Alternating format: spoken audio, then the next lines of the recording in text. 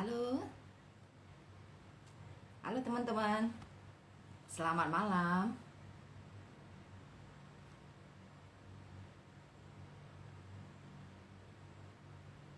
Selamat bergabung di acara rutin kami di bisnis.id.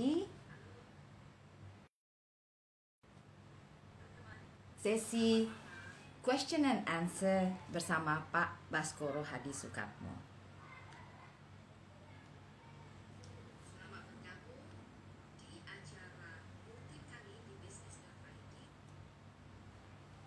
Ini siapa yang sudah mulai bergabung nih?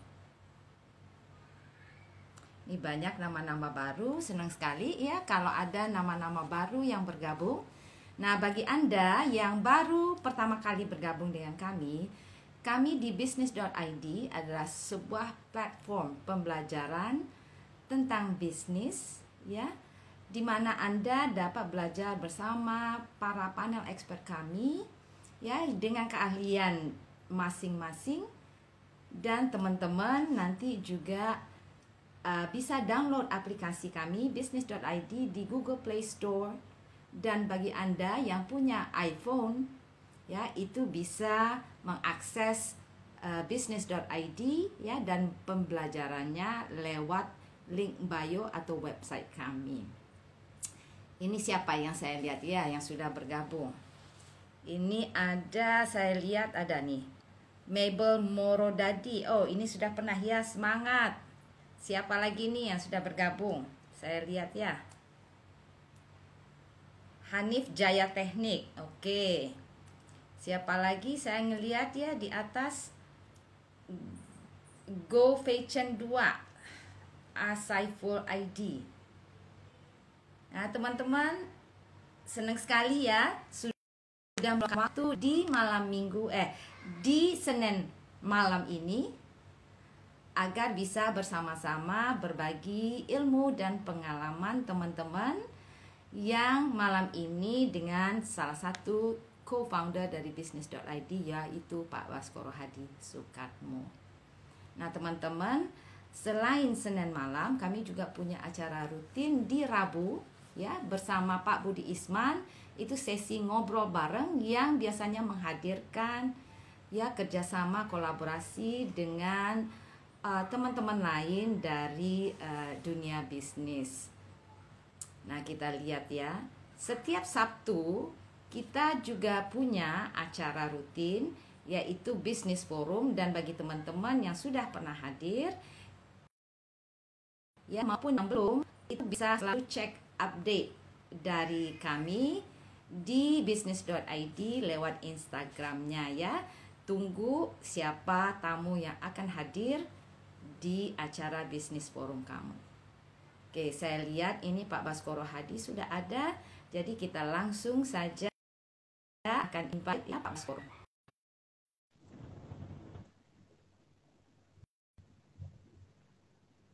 Teman-teman yang lain bisa tolong tuliskan di kolom ya, asal kotanya dari mana.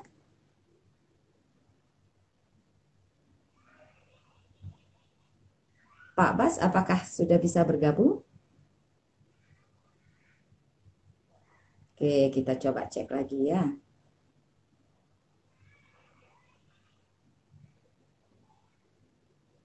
Coba saya cek beliau. Oke, kita coba lagi ya Pak Baskoro. Statusnya sudah di-invite, coba saya cancel lagi.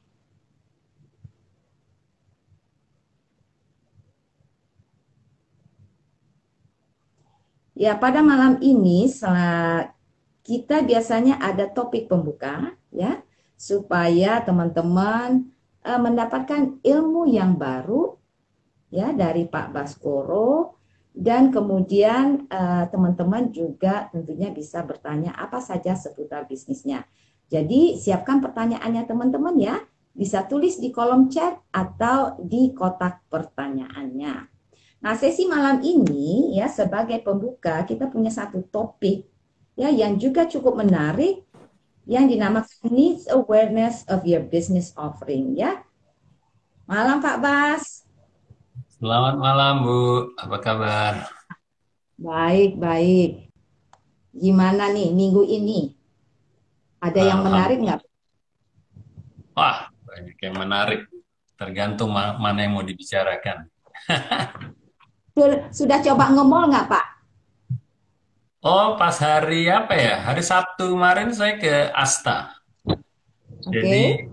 memang itu mall sudah buka setahun, mungkin hampir setahun ya. Hanya karena dibarengin dengan peluncuran COVID, jadi akhirnya Asta itu buka tutup. Dan akhirnya apa namanya baru kemarin anak saya ngajak sebenarnya Bu, kita ke Asta yuk. Oh ya udah, bolehlah. Saya pingin lihat juga, saya bilang gitu. Nah, makanya pas hari Sabtu yang bisnis forum dengan Pak Hasnul itu saya pas lagi di sana Bu, on the way home tuh. Tapi Menarik sih Bu. gimana Apa? suasana Kenapa Bu? ini? Good. Ya, Bisnisnya apa? di Kalau di Astanya sendiri, saya rasa saya ngelihatnya ke situ sih lebih ke arah konsepnya ya Bu. Jadi konsep yang ditawarkan di situ adalah benar-benar apa namanya outlet-outlet yang nggak ada selain di apa namanya di Asta itu gitu loh. Dan salah satunya ada MKS yang rencana akan buka di situ. MKS Shoes ya. Dan saya ngelihat di situ trafiknya memang beda anak-anak muda yang sebenarnya ingin apa namanya apa namanya experience yang berbeda. Lalu mereka ada dua penawaran tuh, ada di rooftopnya sama di outdoornya yang untuk foto-foto. Jadi oh, apa namanya kalau dari brand-brandnya, anchornya ya atau klien-kliennya atau tenantnya itu kebanyakan justru saya nggak mengenal sama sekali. Jadi benar-benar brand yang lokal tidak ada di yang lain. Uh, lokal juga Kombinasi ini. lokal dan internasional. Nah, jadi saya pikir, Oh, well, they're trying to grab new market sih kalau saya rasa seperti itu. Tapi atmosfer ambience-nya beda lah dengan yang mall-mall lainnya. oke. Cukup Menarik menarik. juga. Itu mana, Pak? Belum pernah Kenapa? dengar juga. Ya, Asta ada di SCBD, Bu. Jadi kalau buat Ide, itu SCBD itu kan ada Grand Lucky, ada ya itu ya apa namanya Electronic City, tapi ini dia yang lebih mendekat ke Jalan Suryo-nya tuh, ya. Jalan belakangnya. ya. Menarik sih, Jadi Bu. menarik ya. Jadi bagi teman-teman Hmm. itu sudah mulai bisa itu ya bisnis sudah mulai menggeliat sepertinya mudah-mudahan termasuk juga bisnisnya Hmm. teman-teman. Nah, seperti Iya, biasa, saya sudah sampaikan tadi topik yang Pak Bas sampaikan itu adalah apa needs awareness of your business offering. Nah, jadi iya. mungkin bisa kita ini simak obrolan tentang topik ini dari Pak Bas, sementara teman-teman juga mulai menyiapkan pertanyaan-pertanyaan lainnya, Pak Bas. Silakan, Pak Bas. Ya, oke. Terima kasih Bu Ati. Selamat malam lagi buat teman-teman yang sudah hadir di hari Senin. Tanggal berapa Bu sekarang? Hilang tanggal. Tanggal berapa Bu? Nah, bulan berarti sih enggak. Tanggal 13. 13 Agustus. Oke. 13 Desember. 13 September. Sorry, sorry. 13 September ya. Hari Senin ini. Dan semoga teman-teman yang hadir di sini dalam keadaan sehat walafiat, semangat belajarnya tetap tinggi. Dan malam ini kita kembali bertemu di Business Q&A ya Bu ya. Business Q&A. Betul. Dan seperti biasa, ini kesempatan buat teman-teman bertanya. Dan juga seperti biasa pula saya akan memancing dengan topik pembuka. Dan malam ini topik pembukanya adalah needs awareness of your business offering. Nah, apa tuh? Needs awareness for your business offering atau of your business offering. Jadi needs awareness ya, needs awareness, kesadaran akan kebutuhan, saya kalau dalam bahasa Indonesia ya, kesadaran akan kebutuhan produk yang Anda tawarkan atau jasa yang Anda tawarkan. Jadi topik saya malam ini adalah itu. Nah, kenapa saya angkat itu? Karena masih banyak kerancuan antara needs awareness, ya, awareness of your needs, dengan source of awareness, sumber dari awareness-nya terhadap produk atau jasa Anda. Nah, ini yang saya ingin angkat sehingga teman-teman di sini bisa tahu bahwa itu ada perbedaannya, dan yang lebih penting lagi, apa itu needs awareness ya dibanding source of awareness dari penawaran bisnis Anda. Oke? Nah, sekarang saya ingin bicara soal source of awareness-nya dulu. Ya, source of awareness dibanding dengan needs awareness dari penawaran produk. Kalau source of awareness itu adalah sumber di mana konsumen atau prospek konsumen yang kita bidik itu mendapatkan kesadaran akan produk atau jasa Anda. Sumbernya dari mana?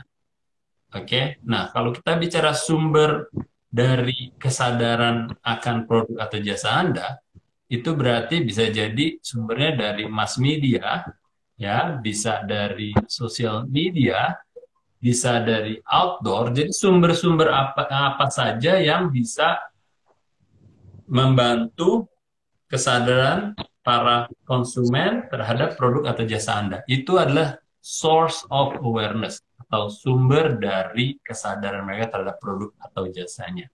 Ya, itu yang dimaksud dengan source awareness. Nah, kalau tadi saya angkat topik adalah needs awareness, jadi kesadaran akan kebutuhan dari produk atau jasa Anda. Oke, needs awareness. Needs awareness itu gimana caranya? Caranya adalah dengan supaya sebelum mereka aware terhadap brand kita, mereka harus kita sadarkan akan kebutuhan dari produk atau jasa kita. Jadi kita membuat mereka sadar untuk membutuhkan produk kita.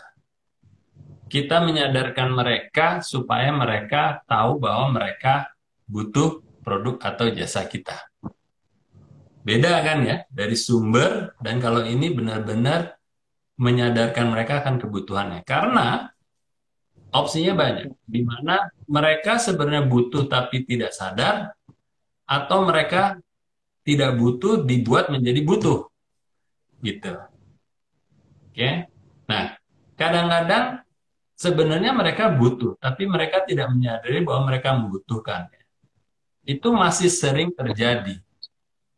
Saya ambil contoh mungkin yang yang pernah saya alami langsung adalah saat kami menawarkan Anlin. Anlin itu susu dan Anlin itu untuk kesehatan tulang. Oke, secara umum ya pemahaman mereka seperti itu awalnya. Butuhkah mereka akan kesehatan tulang? Mereka mikir, oh, kalau badan saya nggak berasa sakit tulangnya, ya saya nggak butuhlah tulang saya sehat. Tapi yang mereka tidak ketahui adalah kesadaran bahwa yang namanya tulang itu setelah puncak masa tulang yang biasanya terjadi di usia 30 atau 35, itu akan ada penurunan massa secara alami. Jadi kita semua yang sudah berumur di atas 35 lah pastinya, kadar massa tulang kita semua itu akan menurun. Itu alami. Ya, secara keberlanjutan usia kita akan ada penurunan massa tulang. Nah, itu poin pertama yang tidak diketahui oleh kebanyakan konsumen atau kebanyakan orang awam. Sehingga apa yang perlu mereka perhatikan adalah bagaimana menekan penurunan massa tulang itu. Nah, kalau kita sudah memberikan edukasi seperti ini, dua poin itu, bahwa puncak massa tulang itu tercapai di usia 30-35, setelah itu terjadi degeneratif atau penurunan secara alami massa tulangnya. Yang kedua, kita buat kebutuhan kepada mereka bahwa mari kita jaga supaya penurunan massa tulang itu bisa kita tekan seminimal mungkin. Nah, sehingga yang kedua, poin kedua itu membuat kita menyadari kebutuhan bahwa perhatikan tulang Anda dengan menekan penurunan massa tulang Anda semua. Kurang lebih seperti itu. Nah, mereka kan tadinya tidak sadar, tapi mereka butuh sebenarnya, tapi mereka tidak sadar. Oleh karenanya kita buat yang namanya needs awareness. Kita jadikan kampanyenya salah satu di awal-awal itu adalah mengkampanyekan bagaimana sebenarnya mereka membutuhkan sesuatu yang mereka tidak sadari. Oke? Nah, itu saya kasih contoh di Andin. Saya banyak melakukan itu sewaktu di apa namanya? Di Pepsi, sewaktu saya juga apa namanya di Wyeth ya, yang waktu itu pemiliknya adalah Pfizer dan akhirnya dibeli oleh Nestle. Itu banyak hal-hal yang mana saya membangun needs awareness. Itu sangat-sangat fundamental. Karena kalau kita pahami dari konsumen kita, bisa jadi mereka yaitu tadi, sudah tahu mereka, mereka sudah membutuhkan, tapi mereka tidak menyadari. Nah, tugas kita harusnya sesederhana menyadari mereka terhadap kebutuhannya. Oke? Nah, semoga itu jelas ya. Nah, kalau kembalikan ke bisnis Anda masing-masing, kira-kira needs awareness-nya apa gitu. Need awareness-nya itu apa? Kadang-kadang kalau kita ambil contoh yang lebih mudahnya mungkin kayak minuman ringan ya. Needs awareness-nya itu dari mana? Bisa jadi needs awareness-nya itu secara alami dia haus, dia membutuhkan untuk minum. Oleh karena itu kita hadir bahwa kamu haus, minumlah ini. Kita tahu kebutuhannya saat dia haus. Tapi bisa jadi kebutuhannya itu terbentuk dari adanya iklan yang menyampaikan bahwa kalau minum ini Anda akan bisa berpikir dengan jernih, umpamanya gitu. Oh, ternyata connect juga dengan saya. Saya selama ini kalau siang hari, seumpama saya seorang konsumen yang dibeli, saya udah butuh aja pemikiran saya gitulah. Oh, ternyata nih saya diingatkan atau diberi tahu atau diedukasi bahwa kalau saya lagi butek ini, minumlah ini, gitu. Nah, itu kan needs awareness-nya saya distimulasi untuk membutuhkan apa yang ditawarkan oleh pemilik brand itu atau pemilik bisnis itu. Ya, jadi kalau kita tahu needs awareness-nya itu gimana dan di mana, itu akan mudah kita membuat konsumen memperhatikan kita, akhirnya bisa kita tarik untuk mengkonsumsi produk atau jasa kita, gitu. Itu contoh di minuman ringan, tadi saya sudah kasih contoh di Anlin ya. Nah, sekarang teman-teman pikirkan untuk produk atau jasa Anda kira-kira needs awareness-nya apa?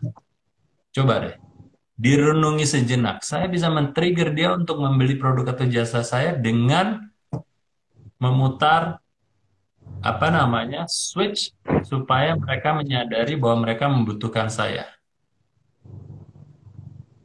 Ya, apapun produk atau jasa kuliner, mulai dari ini. Coba deh, sekarang siapa yang hadir di sini boleh di kolom komen bilang, oke, needs awareness saya, produk saya ini, kira-kira saya bisa lakukan ini. Sudutnya dari mana? Ya. Oke? Dan kalau kita lihat teman-teman ini bervariasi nih punya bisnisnya. Ini Ya. ada yang bakery, ada yang tadi sepertinya teknik, kemudian juga mungkin ada yang ya fashion. Jadi teman-teman coba direnungkan sejenak dan ditulis di kolom komen. Oh, itu ada nih dari yang M. Yasir ya, yang punya toko cat. Katanya oke, ditampilkan cat rumah bangunan biar tampak bersih. Oke, jadi dari sudut biar bangunannya kelihatan bersih kalau dicat baru. Bagus, bagus. Bisa jadi M. Yasir, ini salah satu pemikiran yang bisa menjadi apa namanya, paling tidak salah satu opsi bagaimana kita men-trigger needs awareness-nya mereka ya atau targetnya. Kalau ingin rumah Anda selalu tampak bersih, pikirkan untuk mulai dicat sekarang, kurang lebih gitu ya. Atau bisa jadi bila Anda rumahnya ingin selalu kelihatan yang paling menonjol di kompleks Anda, siapkan cat yang membuat apa namanya Anda terlihat berbeda sendiri di dalam klaster Anda atau kompleks Anda. Ya, jadi bagus sekali M. Yasir, salah satu contohnya needs awareness-nya seperti itu ya, supaya men-trigger mereka.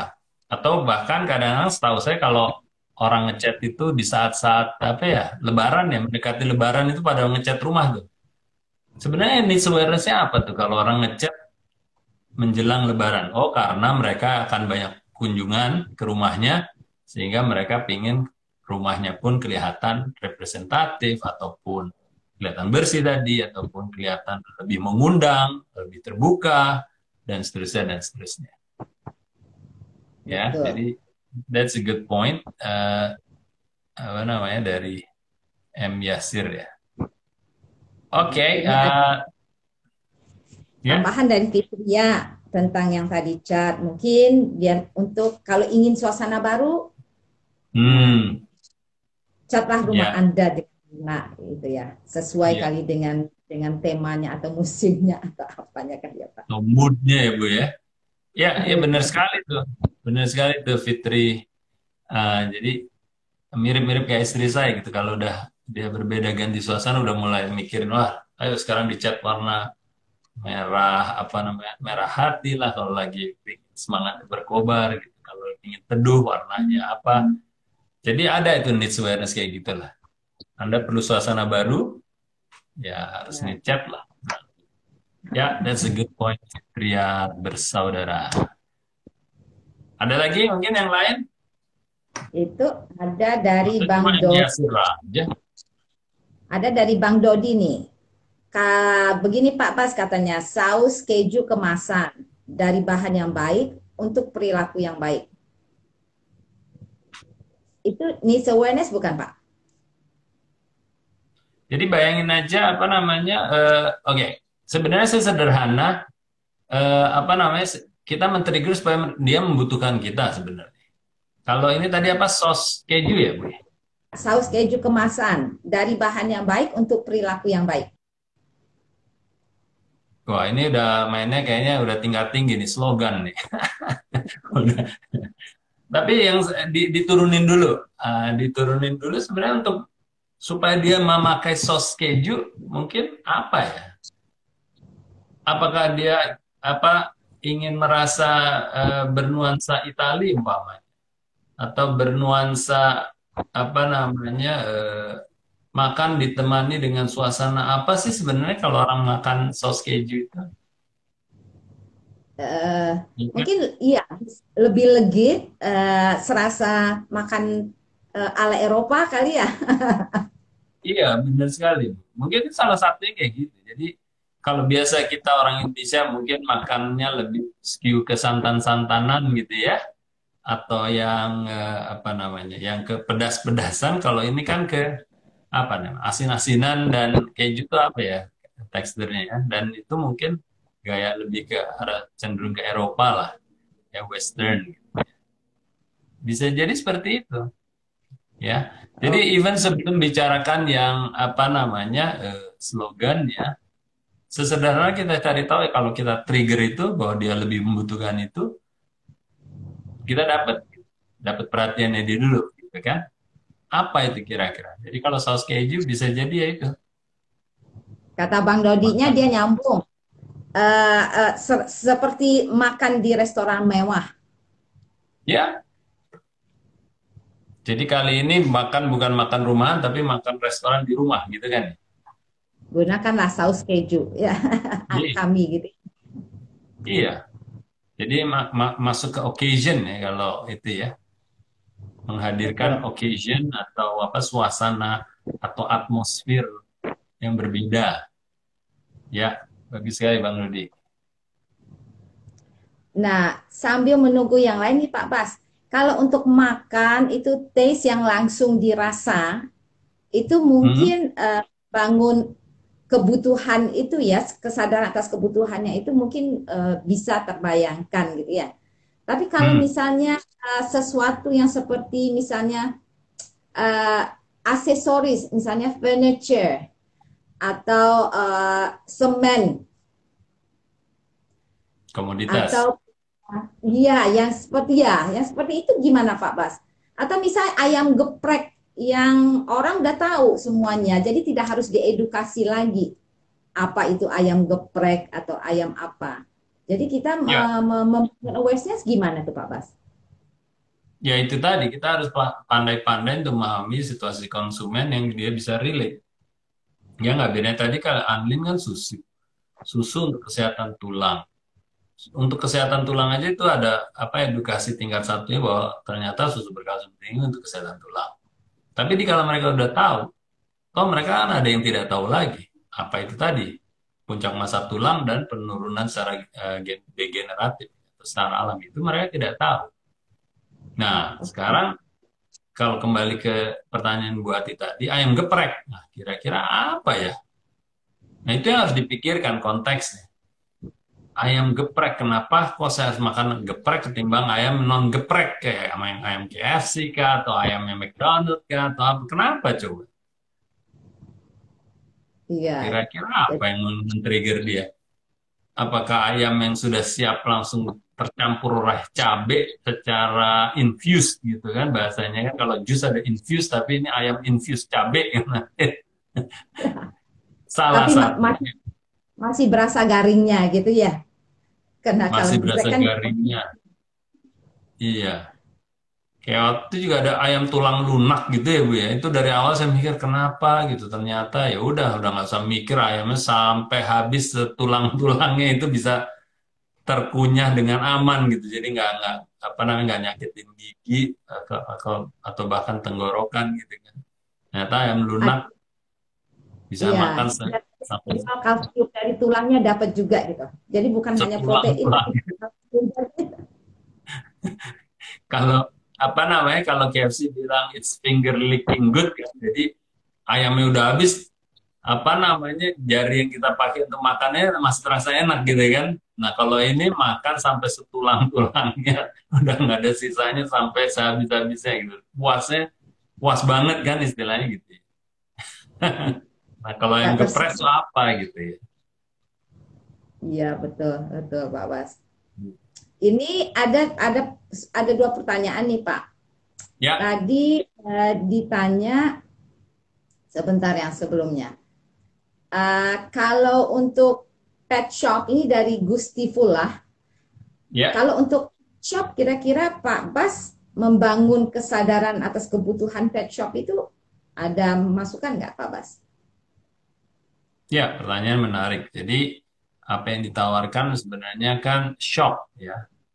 Semua yang berhubungan dengan pet kali saat ini ya untuk pet shop ya untuk pet ya kira-kira apa sih yang mereka butuhkan trigger pointnya untuk mereka membeli dari pet shop apa yang mau dijual dari pet shopnya itu mungkin ada dipilih satu dua atau tiga produk andalan untuk pet apakah itu makanan apakah itu apa namanya kandangnya umpama ya. Nah, situasional juga. Kita mau narik dia needs awareness-nya terhadap apa yang kita tawarkan. Dalam hal ini kan pet shop jualannya kan multi kategori. Ya. Makanan, tempat ini kayak supermarket supermarket pet kan kurang lebih gitu. Nah, bisa jadi diambil satu, dua, tiga andalan produknya. Contohnya aja ya, saya pingin supaya di saat pandemi ini. Jadi istilahnya mungkin bukan hanya manusia yang membutuhkan apa namanya keamanan, kenyamanan dan hygiene, tapi pet Anda perlu juga umpamanya kayak gitu. Itu trigger point-nya.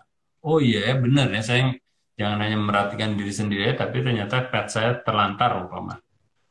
Bisa trigger dari produknya salah satu produknya yaitu dari apa namanya livelihood-nya dari pet, contohnya kandangnya.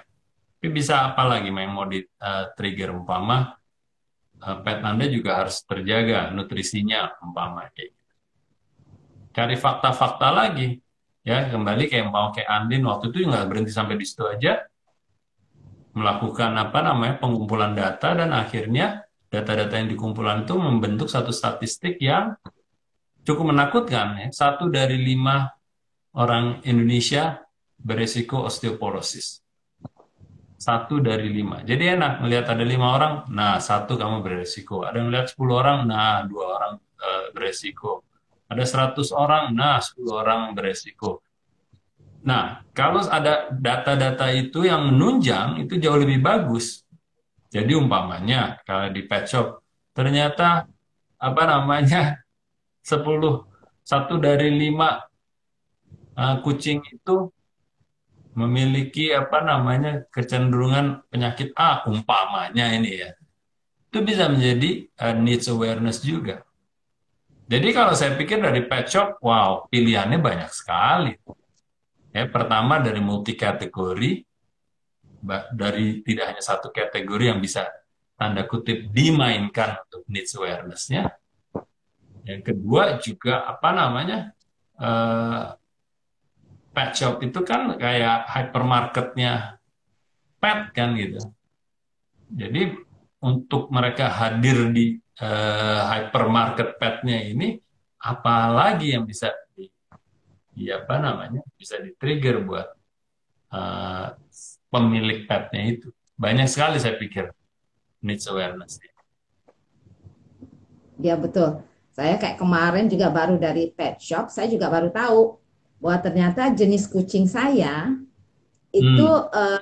punya kecenderungan untuk bisa kena virus tertentu dan mereka punya produk baru yang Nah, tersedia di tempat mereka dan mereka kayak edukasi saya sebentar agak 5 menit tentang pentingnya hmm. jenis kucing saya itu mendapatkan vitamin yang jenis itu gitu. Padahal saya dulu pikir nggak penting lah ya kucing punya vitamin gitu.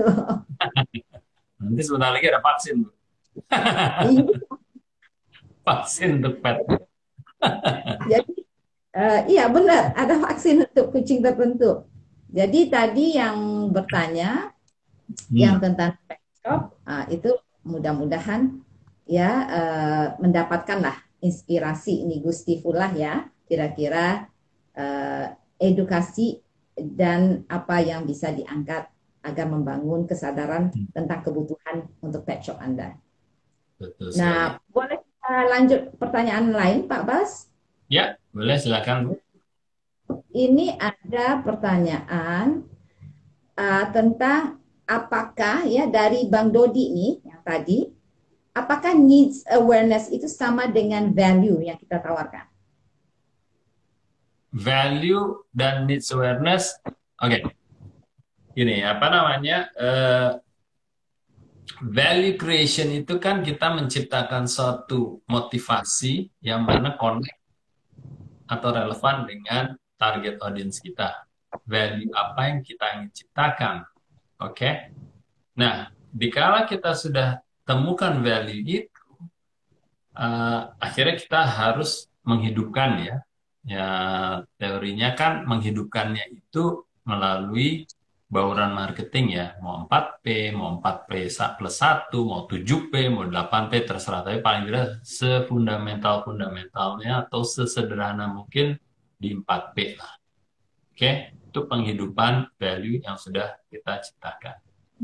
Kalau needs awareness itu adalah dikala kita sudah punya value, kita ingin sebenarnya men-trigger. Ini needs awareness ya, Dodi. Ini adalah bagian dari path to purchase.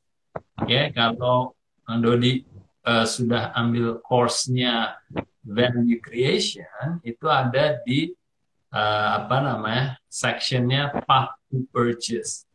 Ya, perjalanan dari konsumen sebelum dia melakukan pembelian. Jadi ini adalah step pertama dari path to purchase yang 5 langkah di path to purchase. Ada needs awareness, ada info gathering, ada evaluation, lalu melakukan purchase, dan yang setelah melakukan purchase ada validation. Nah, ini baru satu yang saya bicarakan, yaitu needs awareness. Langkah satu di path to purchase atau customer journey. Oke. Nah, ini kita perlu tahu, setelah kita punya value, kita harus memperhatikan ini, 5 langkah ini, path to purchase-nya. Oke. Sebagai info tambahan, jadi teman-teman kalau ingin mendalami path to purchase dan salah satunya ini adalah needs awareness, itu ada di e-course-nya Value Creation di Business ID. Jadi bisa dilihat di Business ID ada course tertentu. Dan juga nanti tanggal 27-28 September, informasi buat teman-teman, insya Allah kita akan mengadakan workshop Value Creation offline selama 2 hari di Shangri-La Hotel. nanti pantengin aja di IG saya atau bisa menghubungi Ibu Amelia. Oke, nanti ada informasinya ya di IG saya. Jadi ada dua opsinya nih kalau mau belajar value creation. E-course ada di business.id. Kalau mau workshop 2 hari secara intens, nanti akan insya Allah dilakukan di Shangri-La Hotel ya. Info menyusul dan lihat di IG. Oke, moga jelas ya, Bang Dodi ya, perbedaan antara value dan needs awareness. Ya, jadi Pak Bas, kemudian ini ada lagi nih yang bertanya perbedaannya ya. Apa yang duluan nih Pak Bas, kebutuhan customer atau produknya? Kebutuhan customer atau produk sih? Ya kita harus nyari kebutuhan customer-nya dulu dong. Ya, jadi apa yang kita selalu lakukan atau para pebisnis yang akhirnya sukses itu selalu menemukan needs-nya dulu. Atau kalau dalam kerangka SBM 7.0 itu adalah what problem are you trying to solve? Sebenarnya problem apa yang ada di pasar yang ingin Anda pecahkan, atau kebutuhan apa yang ingin Anda penuhi yang belum terpenuhi, atau yang baru setengah terpenuhi gitu kan oleh pemain-pemain lain. Ya, kalau itu udah dapet, baru kita mendesain produk atau jasa sesuai dengan kebutuhan yang ingin kita penuhi atau problem yang ingin kita pecahkan buat si target kita gitu. Nah, kalau kita hubungkan lagi dengan value itu adalah yang dibeli oleh konsumen. Value apa? Motivasi apa? Ya, itu akan kita gali lagi dari needs-nya, lalu produk desainnya yang sudah ada pun akan perlukah disempurnakan atau bahkan diganti. Karena produk atau jasa itu hanya sebagai kendaraannya aja. Nah, di awal-awal selalu saya sampaikan, idealnya kita harusnya mencari value yang kita ingin ciptakan dulu. Dari situ baru produknya yang akan didesain untuk mengangkut si value itu atau sebagai kendaraan si value itu. Tapi pada kenyataannya, ini produk atau jasa udah keluar duluan karena memang main nyebur dulu kan kebanyakan bisnis kan ya. Nggak masalah juga. Akhirnya setelah kita sudah punya produk atau jasa di pasaran, kita baru menciptakan value, nanti kita validasi. Produk atau jasa kita bisa disempurnakan tidak oleh value. Yang kebanyakan bisa. Ya, produk dan jasanya sudah keluar duluan bisa disempurnakan dari value yang kita ciptakan belakangan gitu. Atau bahkan bisa memberikan kita ide produk atau jasa yang baru yang bisa jadi sangat berbeda dengan yang sudah kita luncurkan lebih dulu gitu. Kembali contohnya kayak Starbucks. Starbucks yang dikenal sebagai contoh yang bagus sekali ya. Dulu itu mereka awalnya jualan kopi. Jualan kopi ya dengan memposisikannya bahwa ini kopinya unik dari Kolombia lah, dari mana lah, dari pelosok-pelosok dunia lah. Tapi sejalan dengan perjalanan kompetisi di pasar kopi itu menjadi sesuatu yang tidak unik lagi. Semua orang juga bisa. Yang ini dari Sulawesi, yang ini dari Kolombia, yang ini dari dan seterusnya, dan itu tidak tidak banyak membedakan. Akhirnya Starbucks keluar dengan value yang ya saya yakin teman-teman di sini udah banyak yang sering dengar. Value dari Starbucks adalah the next best place between home and office. Akhirnya yang dijual itu adalah place-nya, tempat terbaik sesudah rumah dan kantor, atau sudah rumah dan kampus kalau targetnya anak mahasiswa. Nah, dia menyempurnakan produk kopinya, dia sempurnakan, tapi tidak banyak yang bisa dilakukan untuk penyempurnaan produknya. Yang mana kita tahu lah, paling tidak saya merasa bahwa sebenarnya kopinya Starbucks biasa-biasa aja. Kalau buat saya ya. Tapi Akhirnya saya ke Starbucks itu motivasinya sebenarnya bukan karena saya ingin ngopi di Starbucks. Tapi contohnya kalau saya mau ketemu dengan Bu Ati, saya berpikir kita ketemunya enaknya di mana ya Bu Ati ya? Nanti triggernya, di Starbucks aja deh. Karena that's the next best place between home and office, nggak di home, nggak di office, ya di Starbucks gitu kan. Akhirnya penyempurnaannya adalah dia menyempurnakan store-nya menjadi satu resources yang sangat penting. Makanya kita lihat Starbucks itu kalau ngedesain outletnya tidak main-main dan selalu direnovate supaya refresh, refresh, refresh dan keren terus gitu ya.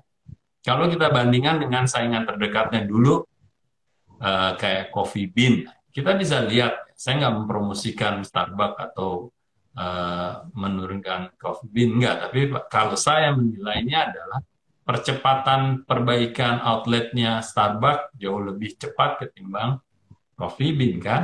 Ya, kita bisa ngerasain semua lah, bisa kita lihat. Nah, itu maksud saya. Kalau kita udah dapetin value-nya jelas, akhirnya kita turunkan lagi untuk menyempurnakan produk atau jasa kita, atau bahkan memiliki produk atau jasa yang berbeda. Dalam hal ini, lanjutannya dengan Starbucks, saya yakin kalau saya bisa men-challenge Starbucks adalah mereka bisa buka satu produk yang namanya co-working space mungkin. Co-working space by Starbucks. Yang mana kalau mereka pun ingin menjual kopi menjadi tidak terlalu penting gitu. Kalaupun nggak ada jualan kopinya, kok saya yakin dia tetap akan laku co-working space-nya. Ya, jadi apa namanya, mana produk, mana needs-nya dulu, tentunya needs-nya dulu, baru menyesuaikan produk desain atau service desainnya atau desain jasanya terhadap needs-nya itu. Tapi in between, diantaranya ada yang namanya value. Kalau kita dapat value, ya produk atau jasanya disesuaikan terhadap value itu. Oke? Oke, mudah-mudahan terjawab ya. Ini dari Sugeng HA. Ya, ini coba Sugeng. Ini ada di kolom pertanyaan. Oke, ini ternyata sama yang tadi tentang pet shop. Oke, kalau ini kemudian Pak Bas, ini dari OnStar Pop 22. Kalau produk kita komoditas seperti kunyit bubuk, cara menambah value-nya itu bagaimana Pak? Value creation-nya seperti apa? Caranya ambil kelas dulu. Itu pertanyaannya benar-benar bagus sekali gitu, tapi jawabannya nggak bisa langsung saya jawab seperti itu, Kak. Gini, karena bukan yang apa ya, proses untuk menemukan value itu ada beberapa jenjangnya ya. Tentu Bu Ati juga jelas sekali karena waktu kita buat course-nya, Bu Ati juga yang membantu ya Bu ya, untuk kita mendesain bagaimana supaya itu akan banyak membantu teman-teman. Jadi sectionnya banyak, ada 5 paling tidak. Yang pertama harus ada business analysis-nya dulu. Business analysis itu memahami, ya nggak banyak-banyak sih, memahami kategorinya, memahami konsumennya, memahami kompetisinya yang ada di pasaran. Nah, di situ dipecah lagi ya di business analysis sampai tadi ada path to purchase, ada buying factors-nya. Ya, itu hanya baru di seksi business analysis. Lalu penciptaan value-nya itu sendiri juga ada prosesnya, ada value laddering-nya, ya, yang mana membangun dari fitur ke benefit. Lalu dari situ akhirnya kita memastikan dulu targetnya siapa, ada STP, segmentation, targeting, positioning. Sudah itu kita dapat, kita pilih nih orang-orang yang profil psikografiknya kayak Bu Ati, ya udah kita fokus itu kan di modul 2-nya. Modul 3-nya kita hidupkan. Bagaimana kita udah tahu value-nya apa, targetnya Bu Ati, bagaimana menghidupkannya. Itu modul 3. Modul 4-nya adalah alignment terhadap tim kita dan tim eksternal. Yang kelimanya KPI. Bagaimana kita menentukan KPI-nya. Panjang kan? Nah, itu caranya.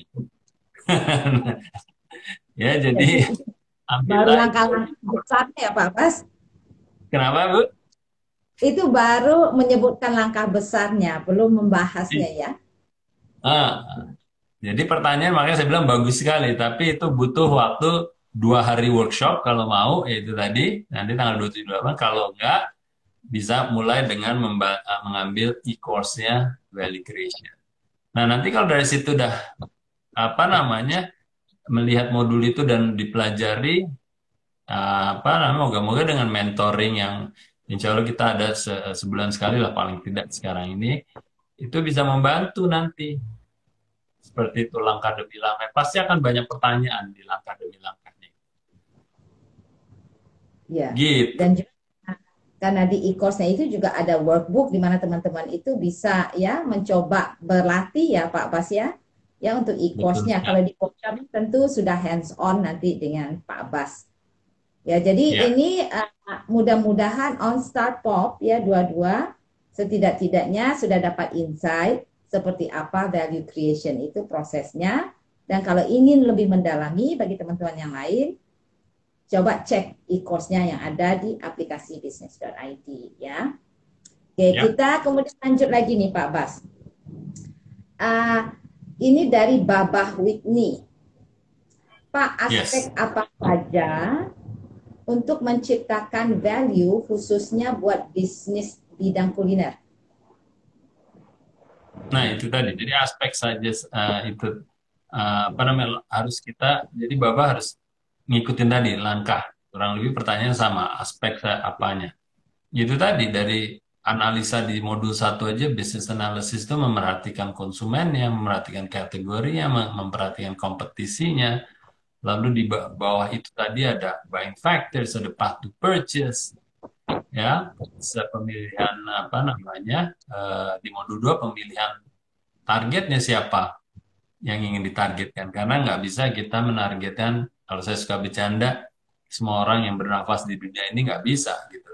Kita pasti harus memilah lalu kita memilih siapa yang ingin kita targetkan. Nah, setelah kita dapat siapa yang ingin kita targetin, kita harus memposisikan, yaitu positioning kan ya, di benaknya yang orang yang kita targetin. Jadi udah tepat sasarannya tahu, kita akan membidiknya juga akan jauh lebih tepat, lebih kena ketimbang kalau kita belum memilih siapa aja, padahal mereka bukan target kita, mubazir ya, apa yang kita lakukan. Nah, dari situ nanti akan kita bangun value-nya, ya kita bangun melalui pembauran marketing, kayak gitu. Itu 3 langkah pertama dari 5 yang harus kita lakukan. Jadi faktornya banyak yang harus kita pertimbangkan supaya bisa mendapatkan value yang unik dan relevan di benaknya konsumen. Ujung-ujungnya seperti itu kan. Ya, jadi sama Bapak jawabannya seperti itu juga itu buat kan. Ya, jadi Babah Whitney kalau tertarik itu coba cek ya e-course-nya Pak Baskoro di business.id ya dan di penghujung September ini itu kalau tertarik bisa ya melihat informasi terbaru tentang bagaimana untuk registrasi untuk workshop offline-nya. Nah, ini Ya. ada dari palmes.id, Pak Bas. Yes.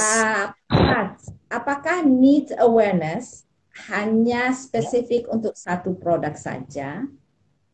Kemudian bagaimana menentukan needs awareness kalau satu brand ada beberapa produk walaupun jenis produknya sama? Oke. Nah, ini saya ingin melerai dulu ya dalam hal apa namanya pemahaman antara multi produk sama satu brand yang memiliki multi produk.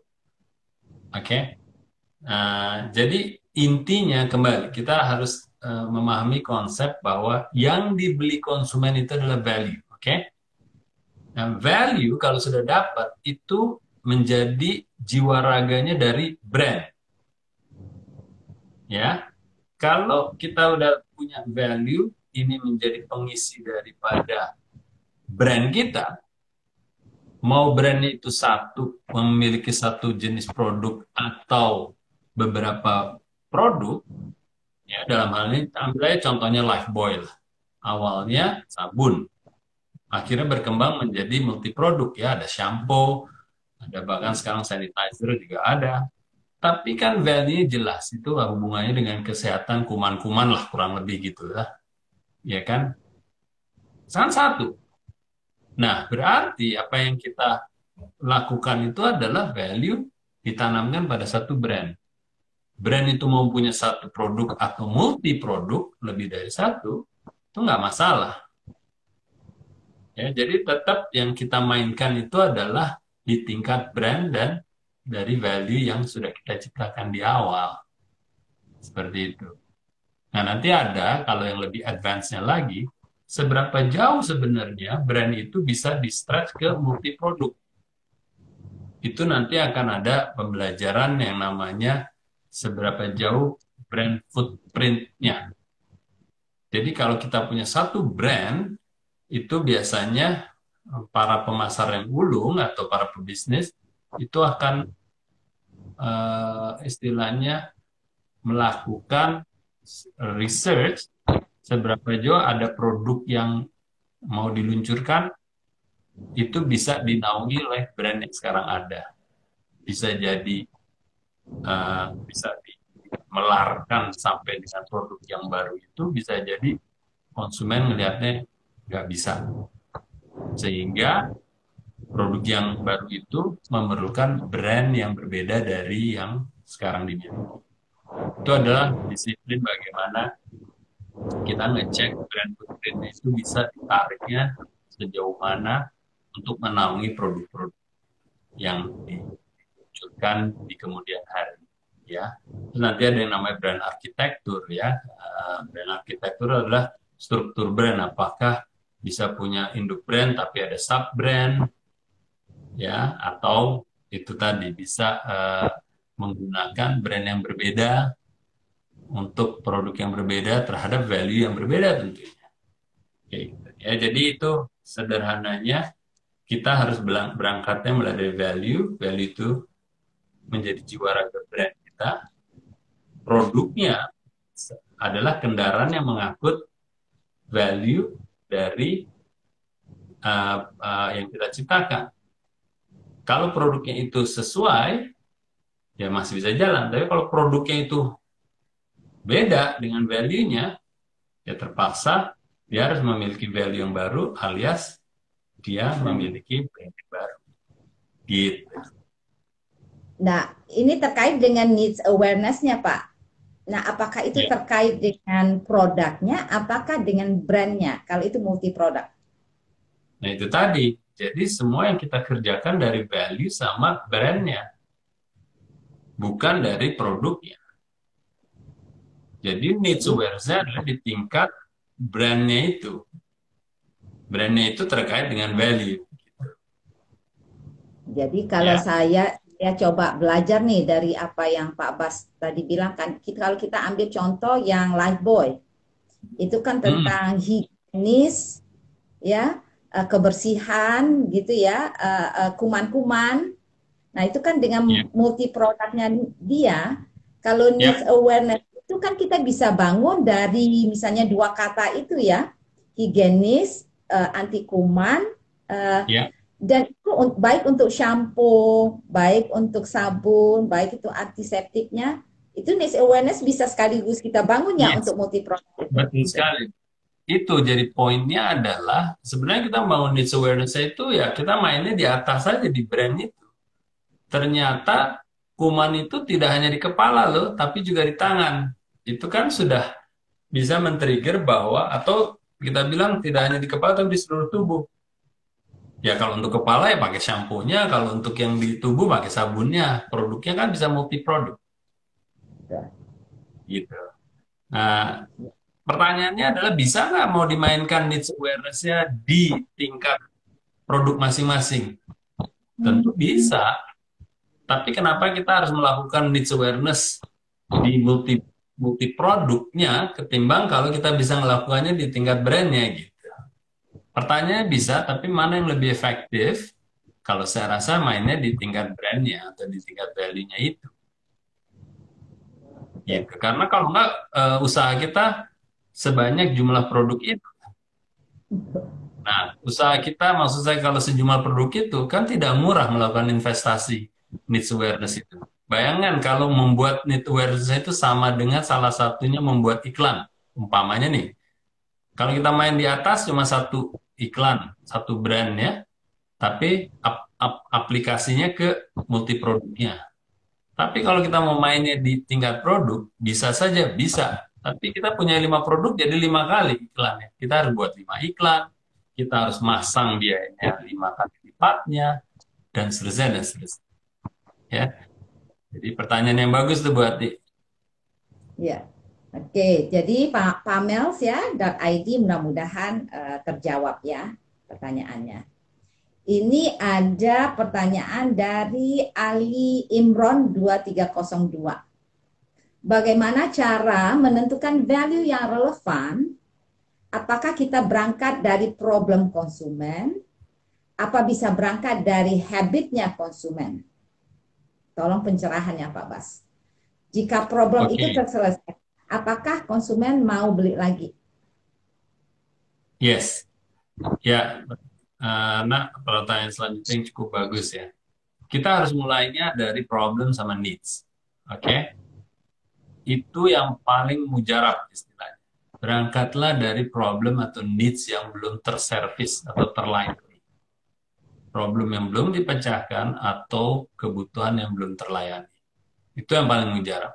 Pertanyaannya tadi kalau pembandingnya kenapa tidak dari apa tadi Habit. behavior habit. Habit. Nah, habit itu masuknya di modul yang ketiga. Sorry, kedua. Ya, di mana kita harus memahami memilah daripada STP kan. Memilahnya kan segmentation ya, bahasa kerennya kan, memilah. Di segmentation itu adalah bisa ada pemilihan berdasarkan geographic, demographic, behavior, dan psychographic. Ada 4 ya. Nah, behavior itu apa namanya, habit itu masuknya di behavior. Kita mensegmentasi konsumen berdasarkan perilakunya. Salah satu segmentasi yang bisa dilakukan adalah berdasarkan behavior, dan di behavior itu ada habit juga. Hobinya apa, kelakuan dia sehari-hari apa. Contohnya segmentasi untuk seumpamanya orang belanja. Kalau hypermarket, dia mensegmen atau memilah orang-orang yang belanjanya bulanan. Hypermarket zaman dulu. Tapi ternyata habit zaman sekarang orang lebih banyak belanjanya harian atau mingguan paling lambat.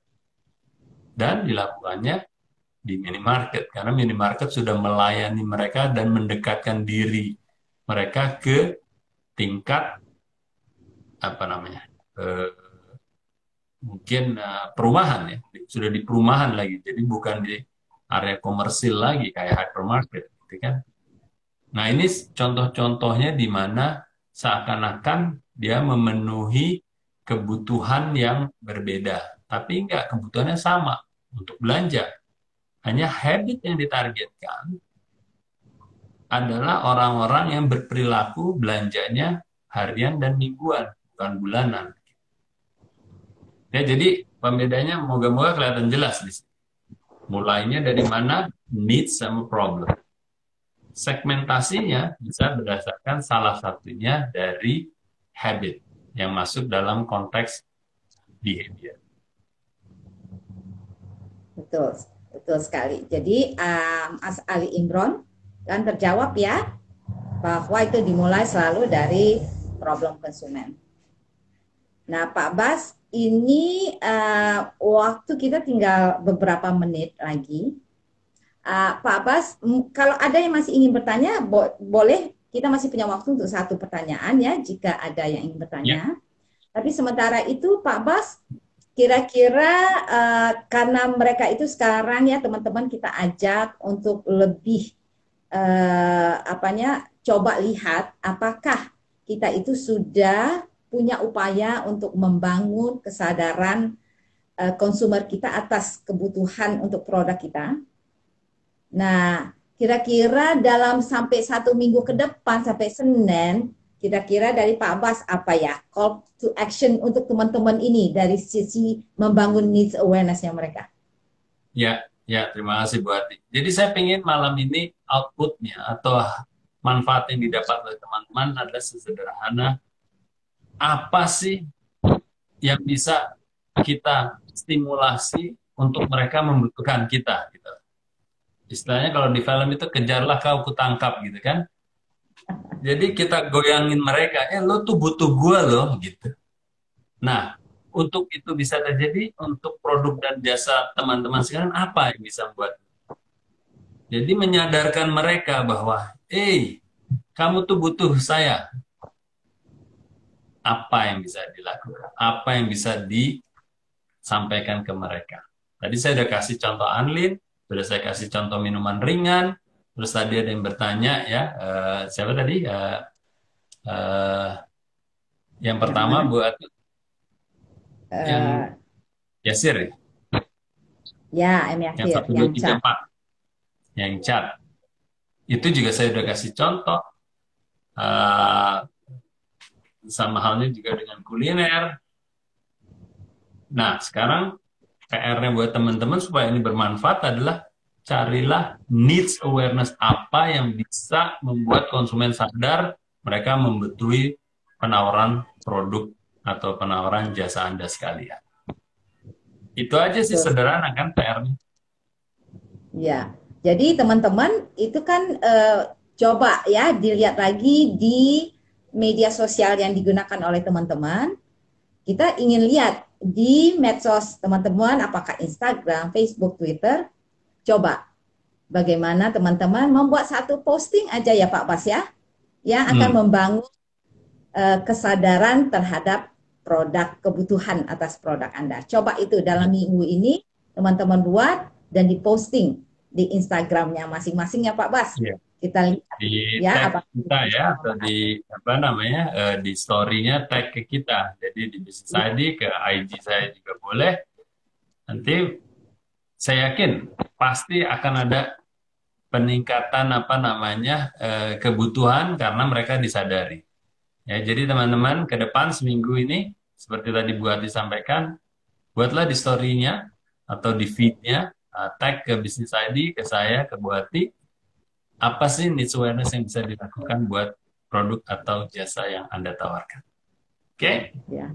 Oke, Pak Bas. Ini karena tadi saya menawarkan ada satu pertanyaan, boleh dibacakan satu pertanyaan terakhir, Pak Bas? Boleh, silakan. Oke. Ini dari Ade Satya. Bagaimana cara produk komoditas bisa punya value di mata konsumen walaupun lebih mahal? Misalnya dalam case Aqua, Pak Bas.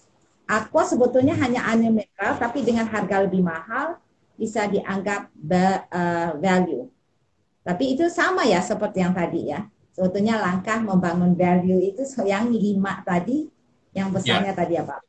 Mungkin Pak Bas ingin menambahkan? Ya, saya ingin menambahkan. Jadi teman-teman istilah gini ya. Pertama, jangan disalahartikan yang namanya value itu sama dengan harga mahal. Tidak. Justru kebalikannya. Kalau Anda tidak punya value, Anda tidak punya harga diri, tanda kutip, sehingga tidak dihargai oleh orang. Mau kita jual serendah-rendahnya harga, itu tetap tidak akan dibeli. Karena yang dibeli konsumen kan value. Oke? Nah, oleh karenanya kita butuh menciptakan value. Value itu ada harga pasarannya. Ya kan? Harga pasaran yang dicerna oleh konsumen. Dengan catatan mereka tahu value kita. Gitu. Jadi value itu ada harga pasarannya. Kenapa kita harus menciptakan value? Sehingga kita punya harga yang dihargai oleh konsumen. Harga yang konsumen itu bersedia untuk membayar untuk produk dan jasa kita. Itu kan konsepnya sebenarnya. Nah, kalau kita bicara soal komoditas, itu adalah value yang terendah dari tangga value yang ingin kita ciptakan. Jadi kalau komoditas nilainya ada, ya ada. Beras itu ada kan nilainya. Beras sekilo berapa nilainya? Yang dikarungin tanpa brand, tanpa merek. Bisa jadi harga pasarannya komoditas itu 1.000 per kilo. Tapi dikala kita sudah nambahin fitur, fitur itu apa? Ya, nanti bisa belajar lagi lebih detail di Creation Course atau nanti di workshop. Fiturnya itu mengandung vitamin K. Itu pasti harganya akan di atas komoditas tuh. Yang komoditas tadi kan ada merek, terus cuma dikarungin aja, ya mungkin ada merek lah, Tubuh Tani, ya. Terus tapi ada satu yang bermerek namanya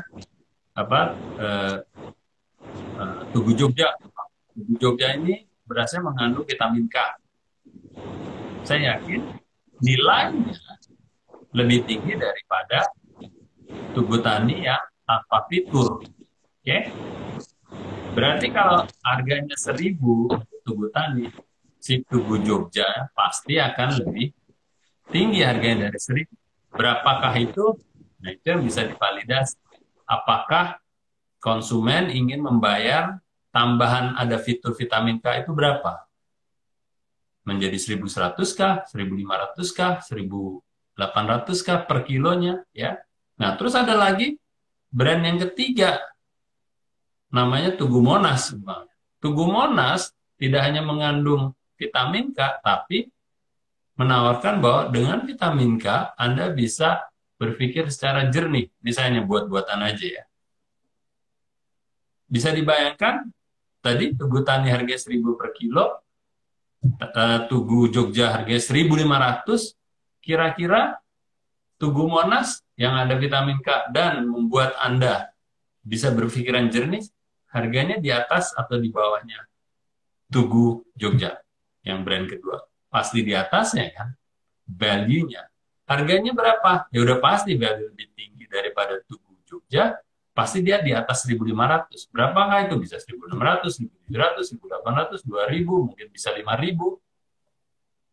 Ya, karena dia punya tidak hanya fitur, tapi punya benefit. Terus yang diajarin di value creation itu adalah kalau dia udah punya fitur, punya benefit, tapi punya motivasi tertinggi yang bisa dia ciptakan yang sejalan atau sesuai dengan yang dicari oleh konsumen. Apakah itu? Nah, itu pembelajaran bagaimana kita menciptakan value creation.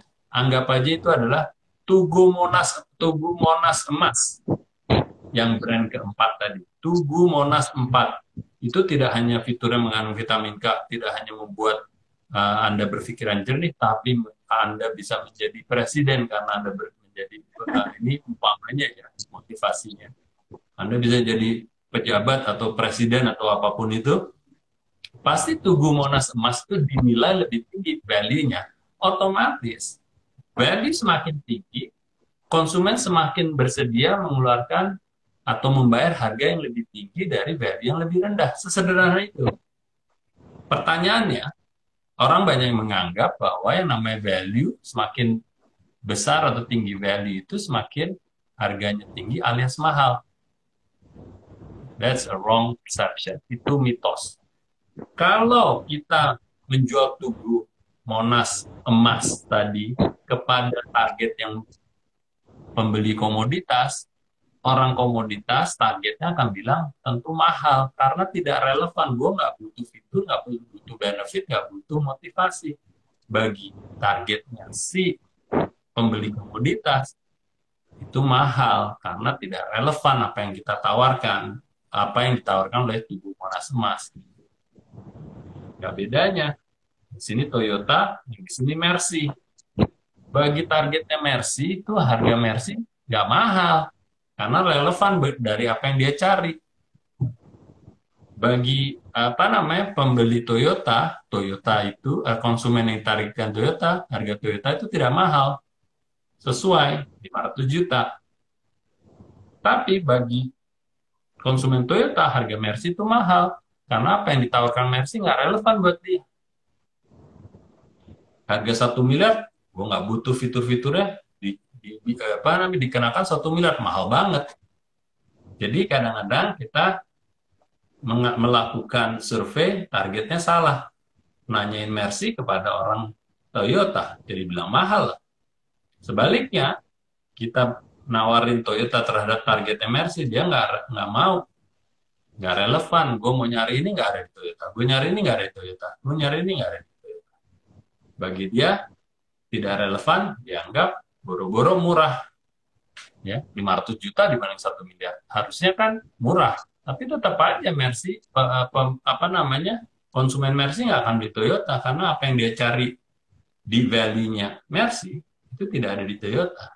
Walaupun harganya cuma 500 juta dibanding 1 miliar, kasarnya gitu. Ya, jadi itu adalah hal-hal yang kita bahas secara konsep bagaimana bedanya komoditas dengan produk atau jasa yang memiliki value. Semuanya ada value-nya. Komoditas ada value-nya, komoditas plus fitur ada value-nya, yang plus benefit ada value-nya, yang plus motivasi ada value-nya. Dan itu yang kita coba selalu kita bentuk sehingga produk atau jasa kita relevan terhadap target yang ingin kita bidding. Gitu. Sehingga harga yang kita set itu sesuai dengan value di pasar yang dihargai oleh konsumen. Seperti itu sih konsepnya. Ya, jadi Ade Satyar ya, mudah-mudahan sudah terjawab. Ini tadi Bang Dodi ini ada bertanya, tapi pertanyaannya itu saya rasa tadi sudah dikupas lah ya dari Pak Bas. Dan itu tentang needs awareness itu merupakan kesadaran atas kebutuhan dasar dari produk kan ya Pak? Betul. Ya. Kemudian perlahan dibangun sisi emosionalnya, itu nanti akan belajar pada saat membangun value-nya. Ya. Jadi bagi teman-teman yang sudah bertanya, semoga pertanyaannya sudah terjawab ya dengan tuntas dari Pak Bas, dan teman-teman yang lain walaupun tidak bertanya atau belum sempat bertanya itu juga memperoleh ilmu yang baru malam ini dari pertanyaan-pertanyaan teman-teman yang ada. Jadi Pak Bas, terima kasih. Di tempat saya ini hujan deras ternyata. Mudah-mudahan udara Jakarta dan di kota teman-teman itu menjadi lebih sejuk malam ini setelah belajar bersama Pak Baskoro Hadi Soekarno. Teman-teman jangan lupa nanti hari Rabu malam dari jam 7.45 sampai 8.45 itu ada ngobrol bareng Pak Budi Isman bersama kita kolaborasi dengan Blibli. Jadi simak ya di hari Rabu. Dan selalu update dengan informasi tentang event-event offline maupun online lainnya dari business.it. Terima kasih teman-teman sudah menyempatkan diri untuk bergabung malam ini. Terima kasih banyak Pak Bas. Terima kasih Bu Ati, sampai ketemu lagi. Terima kasih teman-teman yang sudah join, sampai ketemu lagi ya, insya Allah.